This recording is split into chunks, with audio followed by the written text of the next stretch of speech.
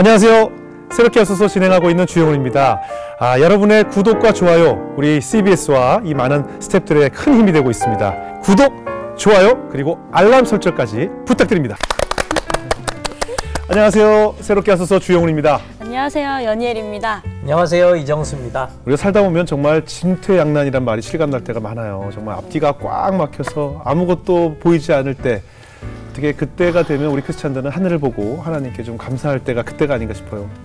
진짜 이렇게 하늘 딱 보고 있으면 하나님이 동아줄 싹 내려주시잖아요. 이게 동아줄이 또 썩은 동아줄 아니고 이거 제대로 된 거 딱 내려온단 말이죠. 네, 오늘 모실 분도 이 진퇴양난의 연속이었다고 하고요. 고난이 끊이지 않는 그런 삶을 사셨다고 합니다. 그렇습니다. 그 정말 힘든 시월드 세계 속에 계시다가 또 사업도 잘 안 되고 게다가 또 자녀분의 아픔까지 있으신 분인데요. 이 고난의 연속이신 분을 오늘 한번 모셨습니다. 네, 그럼에도 불구하고 삶이 아름답다고 고백하시는 분입니다. 대한민국 한복의 명가 명품 대상 수상자이신 이영휘 선생님 모셔볼게요. 어서 오세요. 반갑습니다. 그림 같아요. 안녕하세요. 한복의 그림 같아요. 그림 같은 게 아니라 그림입니다. 그래요? 네, 그림이잖아요. 네. 네. 예, 그림 아닌 줄 알았어요. 그림이잖아요. 그림이네. 진짜 복장도 너무 이쁘셔서 네. 원래 다른 게스트분들은 여기서 등장하셔서 이쪽으로 들어오시는데 한 바퀴를 돌아서 오셨어요. 보통 이렇게 손도 이렇게 흔들시고 오셨을 것 같아요. 아까 소개 들으니까 한복 부문으로 대한민국 명가명품 대상을 받으셨다고 들었습니다. 네. 어떠셨어요? 정말 가문의 영광일 것 같은데요. 가문의 영광이죠. 네. 먼저 하나님께 감사드리고 네. 사실은 대한민국의 대학 교수분이나 정말 뭐 한복 전문가들이 네. 엄청 많으신데도 네. 제게 이런 상을 주셨다는 것은 하나님의 은혜고 하나님께서 하신 일이지 네. 제가 한 일이 아니에요. 아이고, 정말 이렇게. 놀랍고 너무 감사하고 아이고. 정말 그랬습니다. 정말 겸손하시네요. 아니 지금 이미지가 왠지 이렇게 단아하시고 그래서 왠지 사시면서 손에 물 한 방울 안 묻히시고 편하게 사셨을 것 같은데 오늘 저희가 오프닝에 고난의 연속으로 사셨다고 소개를 했잖아요. 어떻게 살아오셨는지가 굉장히 궁금해요. 일단은 그 시어머니 아까 얘기를 하셨는데 시어머님 때문에 처음에 이제 교회를 나가 계시게 됐다고요? 네. 저희가 뭐 한 5년간의 연애를 이제 했어요. 네. 저 여학교 때 영어 선생님이었는데, 야, 드라마네요. 이제 5년 연애하다가 어머님께 인사를 가자고 그래서 네. 갔는데 어머님께서 한마디로 딱 물으시는 거예요. 네. 예수 믿나? 어. 아니요. 저 미션 스쿨은 다녔지만 네네네. 교회는 못 나갔어요. 아버님이 네. 워낙 완고하셨기 때문에. 그런데 그럼 안 된다 이러시는 거예요. 그래서 어머님 그럼 제가 예수 믿겠습니다. 네. 그 자리에서 믿겠습니다 하고 그날 어머님이 저를 부흥회하는 집회를 데려가셨어요. 처음 만난 날이요? 처음. 네. 그날 그 부흥회는 설교가 길으시잖아요. 예, 네. 그죠. 그걸 다 마치고 이제 왔는데 하나님께서 제가 꿈인지 이게 환상을 보여주시더라고요. 그래서 뭐 영화 필름이 쫙 지나가듯이 네. 그렇게 하나님이 나타나셨어요. 예. 양옆에는 뭐 천사들이 있고 큰 높은 보좌에서 세마포를 입으신 하나님이 나타나셔서 우리 친구 예수 믿는 친구들은 옆에 쭉 있는데 저한테 네. 이리 오너라 내게 오너라 이렇게 하시는 거예요. 그래서 제가 너무 놀라워서 좀 그분이 뭐 하나님인지도 몰랐지만 네 하나님 그렇게 만났어요. 하나님. 어머나. 그러니까 어떻게 보면 일단 출발은 시어머니 덕분에 네. 믿음을 시작하신 거예요. 근데 어떠세요? 그 시어머님이 굉장히 무서운 분이셨나요? 어떠셨어요? 시집살이를 제대로 하셨다는데 어떤 분이셨어요? 근데 처음 본 순간에 그 교회를 안 다니면 안 된다라고 자르신 거 보면 단호하고 아주 센 분이셨을 것 같은데요. 미리 알았어요. 왜냐하면 저희 이제 남편이 나이가 30이 넘도록 그렇게 꽤 많았는데도 장가를 안 가길래 제가 선생님 왜 결혼 안 하세요? 그랬더니 내게는 어머님 한 분이 계시는데 이 세상에 둘도 없는 분이야. 그래서 여자를 데려다가 고생시키고 싶지 않고 그래서 어머니를 내가 모셔야 하기 때문에 어머님 돌아가실 때까지는 내가 결혼 안 한다. 이러는 거예요. 그러니까 더 좋아졌죠. 그런데 제가 그 자리에서 그 어머니 제가 모실게요. 프로포즈를 했어요. 대박. 먼저 좋아하셔. 먼저. 네. 그런데 그 시어머니께서 신혼여행 가야 될 그 시간에 오산리 기도원으로 그럼 그렇죠. 신혼여행 겸 가신 거예요? 네, 첫날 밤을? 네. 그 두 분이 같이 기도하셨어요? 갔더니 뭐 이제 그 네. 난리가 났어요. 네. 목사님들 뭐 거기 신혼 부부가 왔다고. 그렇죠, 그렇죠. 그러면서 이제 뭐 강사님 방을 내주셨어요. 오. 강사님 방에서 잤잖아요. 우리. 어머나. 그랬는데 그날 이제 특송도 시켜서 저희가 이제 그 나의 갈 길 다 가도록 그 특송도 했어요. 신혼부부가 앞에 나와서. 네. 네. 그리고 거기서 하룻밤 보내고 신혼여행을 바로 떠났죠. 네. 아, 정말 은혜로운 결혼 생활의 시작이네요. 네. 그렇게 시작을 하셨는데 그렇게 어떠셨어요? 시작했는데 예. 어머님이 역시나 홀어머니의 이 아들이 남편이자 그렇지. 종교이자 아들이자 아들이자 애인이자 아. 뭐 이러셨어요. 우리가 드라마에서 보던 바로 그 상황이군요. 네, 그 전에 그런 드라마를 봤을 때 네. 어떻게 저런 생활을 할까 이랬는데 저에게 닥친 거예요. 아. 우리 어머니 우리 방에 와서 주무세요. 네? 아. 신혼 부부? 네, 네. 그럼 아기가 안 생길 텐데. 그래도 낫죠. 우와, 이게 은혜 아닙니까? 안 오실 때. 대단해요. 근데 어머님이 오셔서 주무시는데 그것도 가운데 주무세요. 사이요? 네. 이야. 그렇게 하시니까. 지금 또 갑자기 댓글 다는 소리가 막 들리죠. 와, 굉장히 우리 한국 여성들의 분노를 이제 일으키는 분노 유발 시어머니의 모습이네요. 그리고 이제 첫 아이를 낳았는데 네. 이제 제 아들은 제가 데리고 자고 네. 당신 아들은 당신이 데리고 자는 거야. 댓글이 계속 적혀지네요. 지금. 그게 또 애를 혼자 데리고 자는 것도 되게 힘든 일이거든요. 애가 깨기도 하고 내가 혼자 다 책임져야 되니까. 그 정도시면 잔소리도 많으셨겠네요. 아우 말도 못했죠. 네. 뭐 저는 어린 나이니까 어떻게 해서든 어머님 마음에 들으려고 그냥 뭐 하루 종일 어머님 눈에 들으려고 정말 노력을 많이 했는데 네. 어머님은 모든 게 다 이제 그때 당시에 남편이 학교를 그만두고 네. 돼지 사업에 손을 댔더니 네. 오일 쇼크로 싹 망했어요. 그 이제 그거 안 되니까 다시 또 개를 길렀어요. 개. 예. 그런데 개가 그 한 마리가 세인트 보너드인데 예. 한 마리가 250만 원짜리였는데 그 다음 날 88 올림픽 때문에 다 금지가 돼가지고 그 다음 날 이거 뭐 밥을 먹일 수가 없어요. 이렇게 한 드럼통씩 먹어요. 그러니까 팔으려고 했더니 5만 원. 그러니까 하시는 사업마다 다. 네. 그러니까 이제 어머님의 핍박이 예.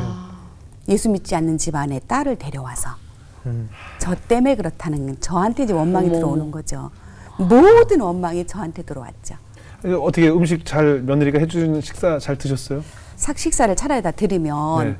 안 드시니까 제가 어머님 죄송해요, 잘못했어요, 식사하세요. 이제 이렇게 하면은 그 밥상을 제가 식사하세요 하고 나오면 그 밥상이 방문 앞으로 집어 던지시는 거예요. 진짜요?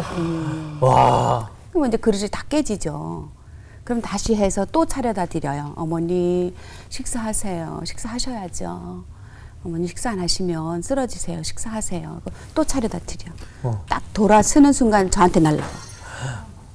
그럼 다 뒤집어 쓰죠. 야, 그 조선 시대에도 잘 그런 일이 없었을 것 같은데. 그러면 이제 다시 제가 어머니가 미운 게 아니라 이제 무서운 거죠. 그러면 다시 그 식사를 차려다 드리면 그릇이 다 깨졌잖아요. 네네. 그럼 제가 이제 다시 가서 플라스틱을 사다가 이제 차려드리면 집어 던지면 그것도 다 깨지는 거예요. 나중에 제가 스텐 그릇을 사서 스테인레스. 밥상을 차려다 이제 드려요. 그 이제 어머님 안 계실 때 몰래 차려다 놓고 이제 어머니 밖에 계시니까 어머님 식사하세요 하고 이제 얼른 나와 있죠. 그러면 어머님 들어가시면 나중에 보면 그것이 밥상이 다시 백문 밖으로 쏟아지는 거예요. 그렇게 하셨어. 그러니까 이제 그 그릇이 안 깨지잖아요. 그럼 이제 뭐 이렇게 교행이나 뭐 이런 걸 가지고 그 스텐 그릇을 부셔. 그렇죠. 왜 그렇게 하셨나 하면 일단은 예수 안 믿는 집안에서 데리고 왔다고 싫어하시면 당신이 교회를 나가셔야 되지. 교회도 안 나가시고. 당신은 교회도 안 나가세요 이제. 안 나가셔요. 그냥 트집 잡으시는 거네요. 잡으시는 거죠. 그러니까 저는 이제 어머님을 교회 모시고 가려고 하는 게 이제 또 목적이에요. 반대로. 네. 근데 남편분은 또 얼마나 속상하셨을까요? 너무 속상했죠. 사실은 당사자니까. 그러니까 하루 종일 아침에 나가면 저녁 밤에 들어오는데 네. 막걸리를 지지는 못해도 안고는 오는 거죠. 네. 막걸리 배에다가. 배에다가. 네. 그러면 이제 늘 취해 계셨구나. 얼마나 속상하겠어요. 그렇죠. 그래서 집에 가기 싫잖아요, 그러면 이제 술이 취해서 이렇게 자면 저는 이제 그 어머니 제가 모실게요 했잖아요. 네. 자존심도 있고 말이 또 그 남편을 아프게 하고 싶지 않았어요. 어머니 때문에 당신 어머니 때문에 내가 이렇게 아파요 이 소리를 안 하고 싶었어요. 그래서 이제 들어가서 누우면은 돌아 누워서 우는 거죠. 근데 남편이 아무리 술이 취했다고 해도 알죠. 알니까 제 손을 붙잡고 나 때문에 고생하는데 나 때문에 살자. 나 때문에 살자. 눈먼 3년, 규모리 3년, 벙어리 3년 이 세월을 매일 어떻게 버티셨을까 정말. 지금 돌이켜 생각해 보시면 야 지금이라면 못하겠다 이런 생각 안 드세요? 아마도 지금이면 못할 것 같아요. 근데 그때는 철도 없었고 네. 초신앙이었고 네. 그다음에 사실은 남편을 끔찍히 사랑하는 마음이었어요. 왜냐하면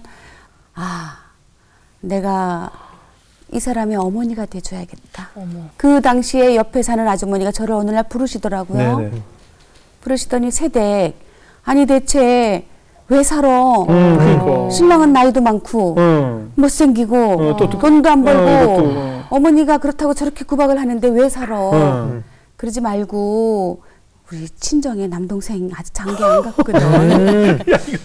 야, 점점 오늘 내가 사랑하던 애 특집인데. 그쪽으로 내가 중매해 줄 테니까 땀만 먹어. 이러는 거예요. 예.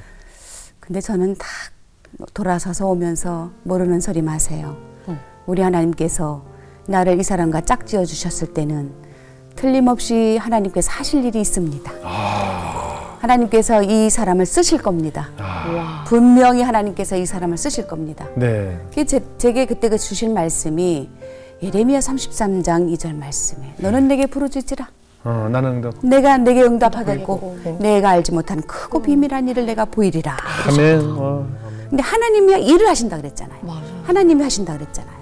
그러니까 하나님이 하실 거니까 하나님께서 나를 이 사람과 짝을 지어 주셨을 땐 이유가 있다. 그때를 기다리자. 저는 이렇게 하고서 그걸 참고 살아낸 거죠. 요즘 같으면 그 하나님 말씀이 이 남자가 아닌가 보다 보통들 다 뛰쳐나오거든요. 그냥 저 남자가 사단인가 보다. 근데 어때요? 그럴 때는 시어머님과 둘이 있기 좀 답답하고 힘드시니까 어디 좀 가서 기도도 좀 하시고 좀 굉장히 집에 있는 게 곤욕이셨을 것 같아요. 저는 그러니까 아주 새벽마다 아이 낳은 날까지 새벽마다 기도하죠. 낮이면 또 어머님 그러시면 또 기도회로 뛰어가서 기도하죠. 교회에 뛰어가서. 네. 밤이면 밤마다 또 뛰어가서 기도하죠. 오직 기도. 그렇게 기도하니까 어떻습니까? 좀 시간이 지나니까 시어머님 좀 변화가 생기던가요? 네. 저희가 그렇게 10년을 살았더니 네. 어머님이 조금 변화가 있으시더라고요. 10년이 지나고 나서야. 네. 그러시더니 이제 시누이한테 가셔서 네.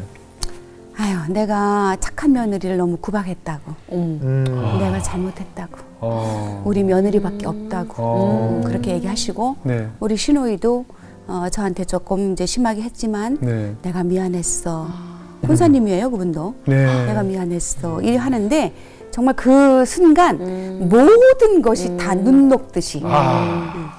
사실은 뭐 어머니가 밉지는 않았어요. 그냥 무서웠어요. 무섭고 시누이도 그랬는데 그게 다 눈 녹듯이 없어지더라고요. 그래서 제가 생각한 것은 그래 우리가 마음에 화해와 용서를 하면 모든 것이 다 과거는 없어지는 거다. 아픔은 없어지는 그래요. 거다. 그러니까 용서가 되지 않으니까 분노와 미움이 살아있는 것인데 용서라는 것이 얼음에 뜨거운 물을 붓듯이 그 분노의 감정을 다 물 녹듯이 다 녹게 만드는 것 같아요. 네. 아유, 근데 아까 고난의 고난 계속 역경이 끊이지 않으셨다고 했는데 시어머님은 그 후에 어떻게 되셨어요? 오래 사셨어요? 어머님이 이제 저희가 17년간을 모셨습니다. 예. 그런데 그 이후에는 어머님께서 정말 이제 약간의 치매가 오셨나. 잘은 모르겠는데 제가 밤에 10시, 9시에 퇴근을 하면 네. 우리 어머님이 저를 밥을 차려주시는 거예요. 오. 저 던지지 그러셨어요. 하셔가지고. 근데 이제 저는 샵에서 9시까지는 밥을 안 먹을 수가 없어요. 저녁을 먹었죠. 네, 그러나 어머님이 밥상 차려주시는 게 너무나 고맙고 그게 너무 좋아서 네. 제가 밥을 또 먹어요. 그게 40kg에서 이렇게 쪘잖아요. 어머님 그래서 그걸 가리시기 네. 위해서 한복으로 갈아타신 거예요. 어머님은 그런데 이제 어머님이 제가 이제 뭐를 좀 사다가 놨다가 이렇게 놔도 그렇고 뭐가 없어지고 제가 입었던 옷도 벗어놔도 없어지고 네. 그래 어떻게 됐나 찾으면 어머님이 내가 태웠다. 네? 왜요? 치매가 오셨어. 지저분해서 내가 갖다 태웠다. 치매가 좀 오셨고. 이러시더니 뭐 산에도 불을 여러 번 놓으셔가지고 집 뒤로. 그리고 뭐 불 때문에 견딜 수가 없는 거예요. 뭐 자다가 말고도 불난 거 아닐까? 뭐 너무너무 두렵죠. 그랬는데 어느 날 어머님이 실종이 됐어요. 실종이 됐어요. 17년 되던 해에. 예. 그래서 정말 저희는 뭐 어머님 찾느라고 이루 말할 수 없는 고통을 당하는데 네. 아무리 찾아도 없어요. 친구 집에 가신다고 가셨는데 안 돌아오신 거예요. 예. 그러니까 남편은 뭐 정말 이루 말할 수 없죠. 그럼요. 말할 수 없죠. 그래서 작정을 기도했어. 하나님, 저희가 이제 어머님 잊어버린 시간 한 열흘 지났는데 30일을 놓고 작정을 기도한 거예요. 남편이 이 말일날까지 어머님을 찾아주시지 않으면 하나님은 안 계십니다. 전 하나님 안 만들 겁니다. 이렇게 작정을 하고 기도를 하는 거예요. 그 저는 뭐 이루 말할 수 없는 고통 가운데 그렇겠죠. 정말 하나님 이 남편이 이제 마음 잡고 신앙생활 하는데 못된 신앙이었지만 제가 더 열심히였어요. 네. 다시 역으로 제가 전도한 네네. 거거든요. 이 남편이 하나님 떠나면 안 됩니다. 하나님 도와주세요. 하나님 도와주세요. 이제 기도하는 거죠. 네. 30일을 정말 피 눈물로 기도했고요. 30일이 얼마나 고통스러웠을까요? 네. 근데 그 30일 마지막 날이 주일 아침이에요. 네. 연락이 없어요. 그러면 오늘 주일 예배 드리고 오면 우리는 남편은 마지막 예배겠구나.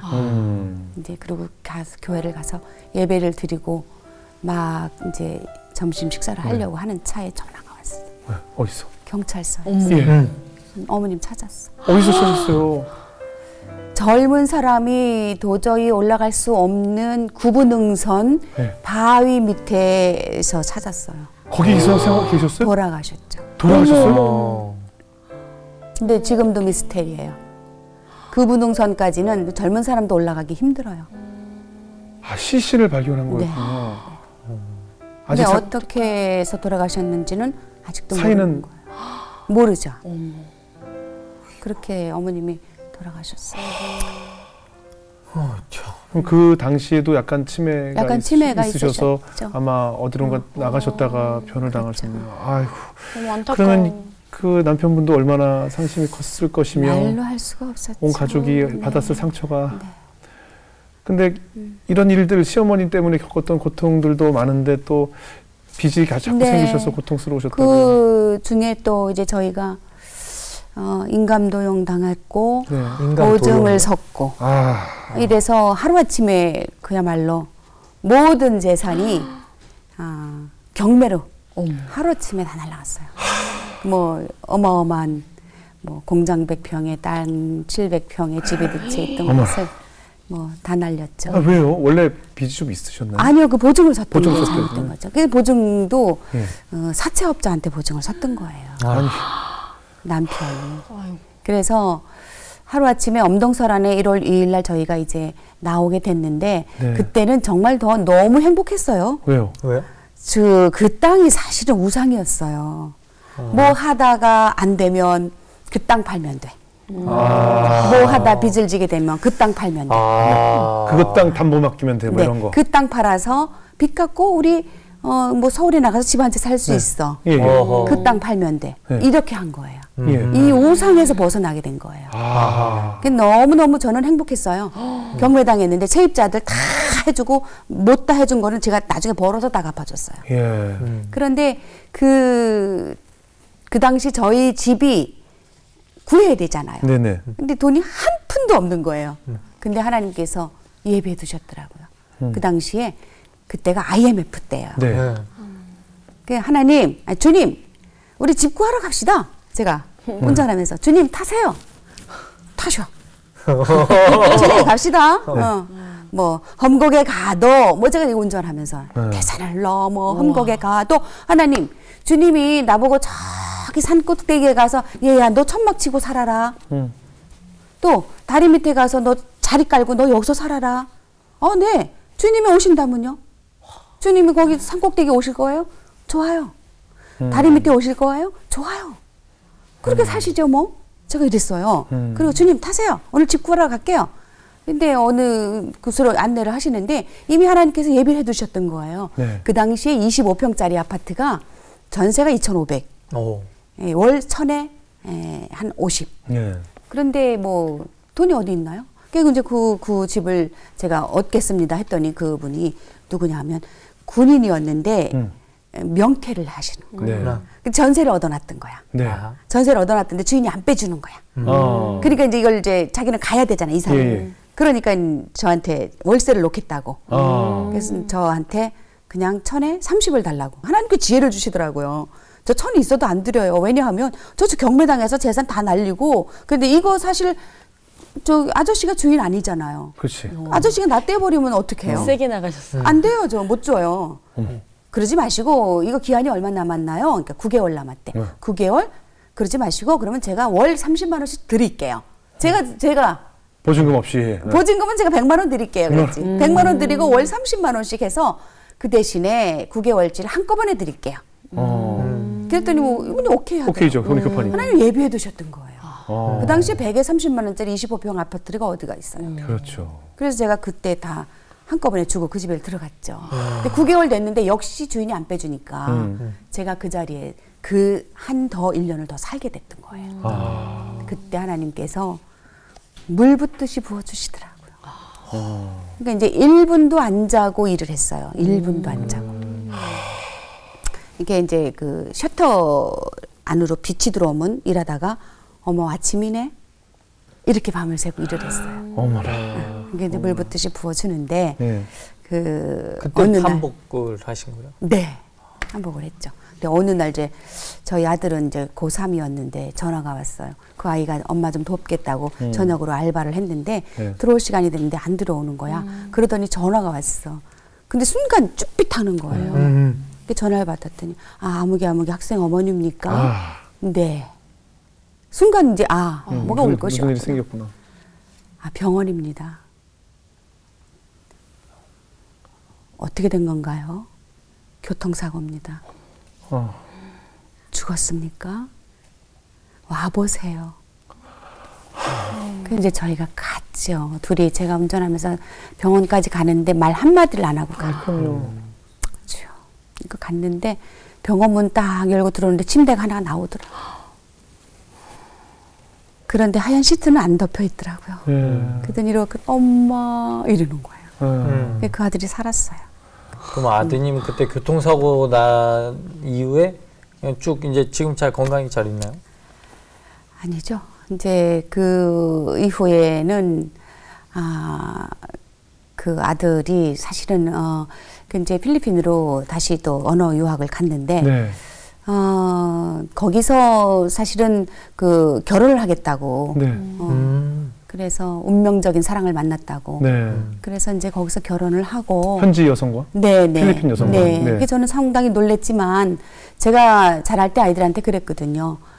저는 정말 사랑하는 사람과 결혼을 했다. 네. 지금까지도 후회하지 않는다.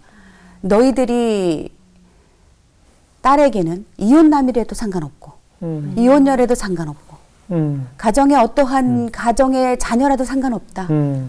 단지 너희 둘이 이 사람 아니면 난 죽어. 이 정도로 사랑한다면 나는 결혼을 허락한다 그랬어요. 제가 어머니 아버님이 너무 결혼을 허락하지 않으셨던 결혼을 했기 때문에 네. 사랑하는 사람과 산다는 것은 모든 아픔을 이겨낼 수 있는 원동력이 돼요. 사랑하는 사람과 산다는 것은 그렇기 때문에 이제 그 아이들한테 그렇게 얘기했는데 네. 사실은 뭐 외국인 여성과 결혼할 줄은 상상도 못했던 거죠. 소를 찔렀네. 네. 그랬는데 제가 그런 말도 했잖아요. 네. 그 이혼녀가 아이를 데려오고 오면 그 아이를 내 자식으로 삼겠다. 네. 내가 할머니가 돼주겠다. 뭐 이런 얘기까지 다 했었는데 다행히 뭐 아이를 없는 저 외국 여성인데 제가 처음엔 놀랬지만 받아들였죠. 네. 그리고 결혼을 시켜줬고 거기서 이제 공부도 하고 코피노 사역을 하길 원했어요. 저희는 그 한국 코피노 사역 아이들 알죠? 네, 알죠. 네. 그 아이들이 갈 곳이 없어서 낮에는 무덤을 파고 들어가 있고 아이고. 더우니까 밤에는 나와서 도둑질하고 구걸하고 이런 아이들 돌보라고 보냈는데 처음에 잘 돌보고 했어요. 네. 그러더니 결국은 나중에 사고로 이 아들도 결국은 그 오토바이 사고로 죽을 뻔했던 아들이 결국은 사고로 하나님 곁으로 갔어요. 얼마나 마음이 힘드셨을까요? 이루 말할 수 없었죠. 그때는 진짜 한 번쯤 하나님 원망했을 것 같은데요. 원망이 아니라 그 당시 그 전에도 그런 어려움과 고통과 많은 어려움이 있었지만 저는 정말 하나님께서 저에게 주신 말씀이 있잖아요. 네. 칼이나 기근이나 적신이나 생명이나 사망이나 그 어떠한 것도 예수님의 사랑에서 끊을 것은 아무것도 없다. 이 말씀을 주셨기 때문에 그래 나는 하나님한테 붙어 있는 거야. 그랬는데 네. 그때에 이제 자식이 그렇게 가고 나니까 그때는 이제 하나님 저한테 왜 이러시는 거예요? 하나님 저한테 왜 이러시는 거예요? 정말 왜 이러시는 거예요? 어떠한 일이 있어도 저는 하나님을 떠나지 않을 사람이에요. 그럼요. 아무런 아픔을 주셔도 떠나지 않는 사람이에요. 근데 저에게 원하시는 게 뭐예요? 저에게 원하시는 게 뭐예요? 제가 원하시는 대로 할게요. 그랬죠. 근데 제가 아픈 것보다 남편이 아픈 게 더 걱정인 거예요. 저는 남편이 아픈 게 가장 싫은 거예요. 그래서 남편이 있는 곳에선 절대로 안 울어요. 오히려 제가 남편한테 사람이 태어나는 것은 순서가 있지만 가는 것은 순서가 없어. 천국 가서 우리가 만나면 되지. 이제 이렇게 했어요. 서로 위로를 했죠. 그랬는데 남편 앞에서는 안 울죠. 참죠. 그리고선 제가 매장에 옥상에 올라가서 하늘을 보고 펑펑 우는 거죠. 그렇죠. 하나님 왜 이러세요? 정말 저한테 왜 이러시는 거예요? 저 너무너무 아파요. 너무너무 아파요. 너무너무 아파서 견딜 수가 없어요. 하나님 왜 이러시는 거예요? 막 울부짖으니까 하나님께서 너도 아프니? 너도 아프니? 나도 아팠어. 하나의 음성이 들려오는 거예요. 나도 내 아들 십자가에 못 박을 때 아팠다? 그러시는 거예요. 저는 하나님이 신이시였기 때문에 아프신 줄 몰랐었거든요. 하나님도 아프세요? 하나님은 신인데 하나님도 아프세요? 나도 아팠다. 나도 많이 아팠어. 그래요. 하나님도 아프셨군요. 하나님도 아프셨군요. 이제 그랬어요. 그리고 눈 감고서 순간 마리아가 보이는 거예요. 그 예수님 십자가에 달린 그 밑에 마리아가 그 아들을 바라보는 그 모습이 보이는 거예요. 저는 정말 그렇게 신앙생활하면서 마리아는 생각을 못했었거든요. 마리아가 아프셨군요. 예수님의 엄마도 아프셨군요. 제가 아프셨군요. 그래요. 그러셨군요. 제가 그랬어요. 그리고 하나님, 그러면 제가 이제 어떻게 해야 하나요? 제가 어떻게 해야 하나요? 하나님 원하시는 게 뭐예요? 너와 같이 아픔을 당한 사람들에게 가라.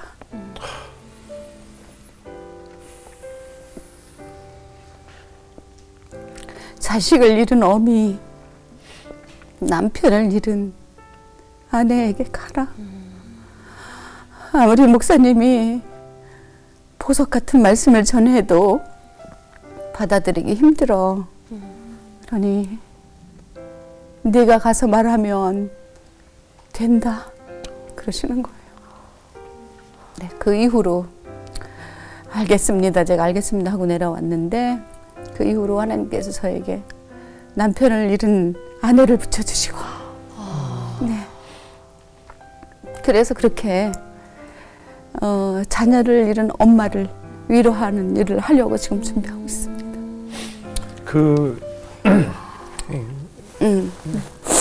가족을 잃은 고통을 겪고 있는 사람들을 위로해라라고 하셨는데 네.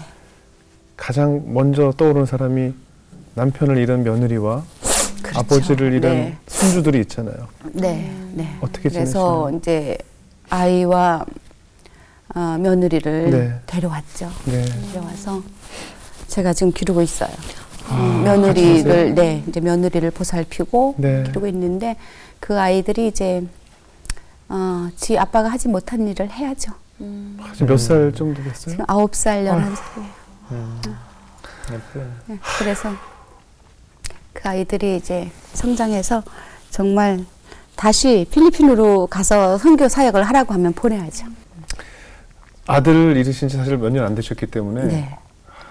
저였다면 이렇게 나와서 이렇게 하나님에 대한 기쁨의 얼굴로 간증을 못했을 것 같다는 생각이 들어요. 어떠세요? 저희는 사실 이제 성가대장 일을 맡고 있는데 네. 그 다음 주부터 성가대에 나가서 섰습니다. 아들 네. 천국간 후. 네. 뭐 찬양을 하다가도 눈물이 줄줄 그렇죠. 흐르죠. 그럼요. 네.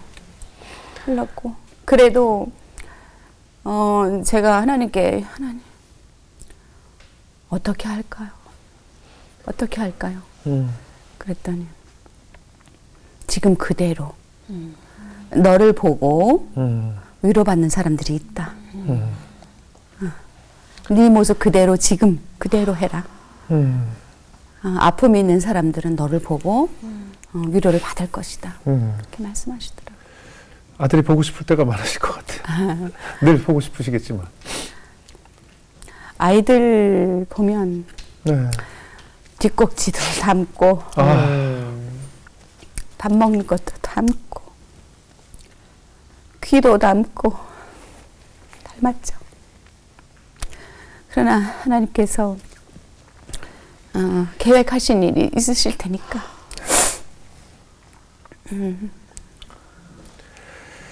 아휴, 참 이렇게 고우신 우리 선생님에게 이렇게 참 많은 일들을 겪으시고 시집생활도 하시고 참 많이 힘드셨을 것 같은데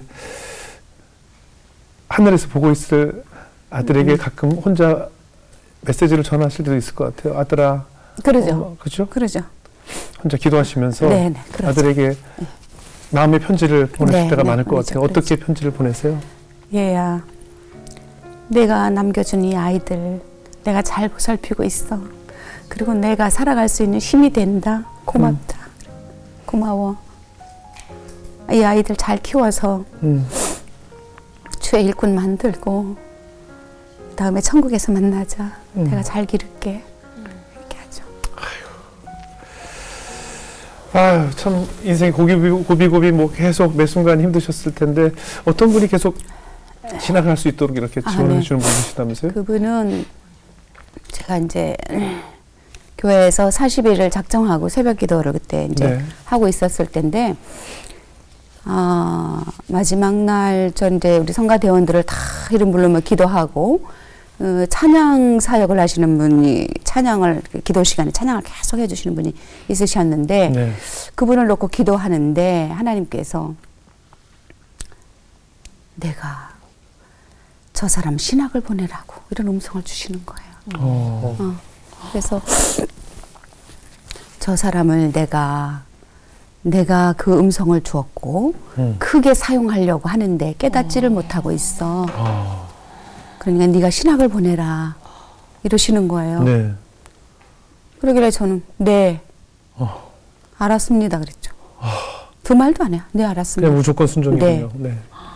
그리고 이제 예배를 마치고 나오면서 남편하고 딸에게 그랬죠. 나 오늘 하나님께서 저분을 신학 공부 시키라는데 그랬더니 남편이 그래? 잘 됐네. 자네는 할 수 있어. 하나님이 하게 하실 거야. 뭐 이러는 거예요.